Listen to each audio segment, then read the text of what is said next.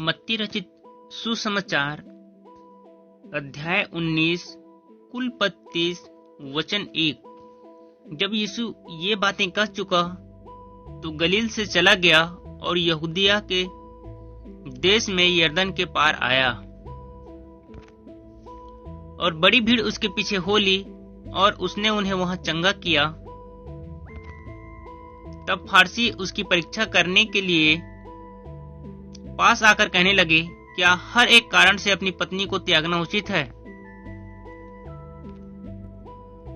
उसने उत्तर दिया, क्या तुमने नहीं पढ़ा कि जिसने उन्हें बनाया उसने आरंभ से नर और नारी बनाकर कहा कि इस कारण मनुष्य अपने माता पिता से अलग होकर अपनी पत्नी के साथ रहेगा और वे दोनों एक तन होंगे। सो वे अब दो नहीं परंतु एक तन है। इसलिए जिसे परमेश्वर ने जोड़ा है उसे मनुष्य अलग ना करे। उन्होंने उससे कहा, फिर मूसा ने क्यों यह ठहराया कि त्याग पत्र देकर उसे छोड़ दे? उसने उनसे कहा, मूसा ने तुम्हारे मन की कठोरता के कारण तुम्हें अपनी अपनी पत्नी को छोड़ देने की आज्ञा दी, परंतु आरंभ में ऐसा नहीं था।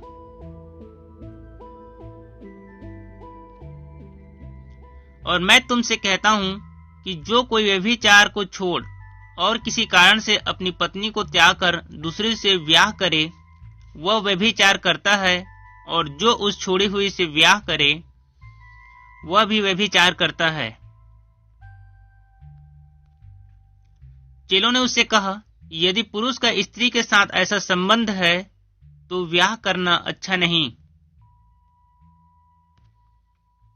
उसने उनसे कहा, सब यह वचन ग्रहण नहीं कर सकते, केवल वे जिनको यह दान दिया गया है। क्योंकि कुछ नापुंसक ऐसे हैं जो माता के गर्भ ही से ऐसे जन्मे, और कुछ नापुंसक ऐसे हैं जिन्हें मनुष्य ने नापुंसक बनाया, और कुछ नापुंसक ऐसे हैं जिन्होंने स्वर्ग के राज्य के लिए अपने आप को नापुंसक बनाया है। जो इसको ग्रहण कर सकता है वह ग्रहण करे। तब लोग बालकों को उसके पास लाए कि वह उन पर हाथ रखे और प्रार्थना करे, पर चेलों ने उन्हें डांटा। यीशु ने कहा, बालकों को मेरे पास आने दो और उन्हें मना ना करो, क्योंकि स्वर्ग का राज्य ऐसो ही का है।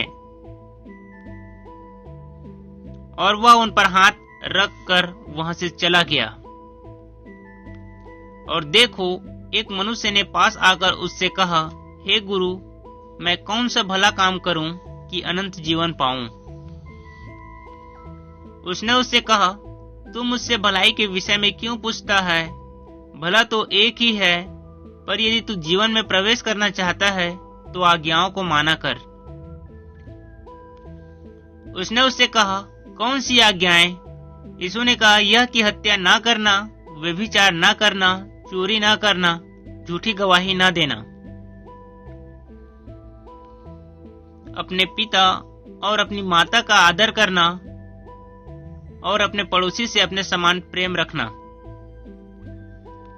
उस जवान ने उससे कहा, इन सब को तो मैंने माना है, अब मुझ में किस बात की घटी है? यीशु ने उससे कहा, यदि तू सिद्ध होना चाहता है तो जा, अपना माल बेचकर कंगालों को दे, और तुझे स्वर्ग में धन मिलेगा, और आकर मेरे पीछे हो ले। परंतु वह जवान यह बात सुन उदास होकर चला गया, क्योंकि वह बहुत धनी था। तब यीशु ने अपने चेलों से कहा, मैं तुमसे सच कहता हूं कि धनवान का स्वर्ग के राज्य में प्रवेश करना कठिन है। फिर तुमसे कहता हूं कि परमेश्वर के राज्य में धनवान के प्रवेश करने से ऊंट का सुई के नाके में से निकल जाना सहज है। यह सुनकर चेलों ने बहुत उदास होकर कहा, फिर किसका उद्धार हो सकता है? यीशु ने उनकी ओर देखकर कहा, मनुष्यों से तो यह नहीं हो सकता, परंतु परमेश्वर से सब कुछ हो सकता है। इस पर पतरस ने उससे कहा कि देख, हम तो सब कुछ छोड़ के तेरे पीछे हो लिए हैं, तो हमें क्या मिलेगा?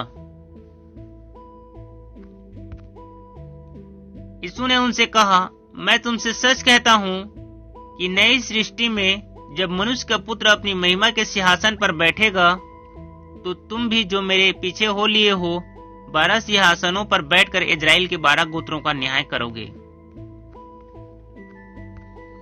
और जिस किसी ने घरों या भाइयों या बहनों या पिता या माता या लड़के वालों या खेतों को मेरे नाम के लिए छोड़ दिया है, उसको 100 गुना मिलेगा और वह अनंत जीवन का अधिकारी होगा। परंतु बहुतेरे जो पहले हैं पिछले होंगे और जो पिछले हैं पहले होंगे। हालेलुया। सबको जय मसीह की।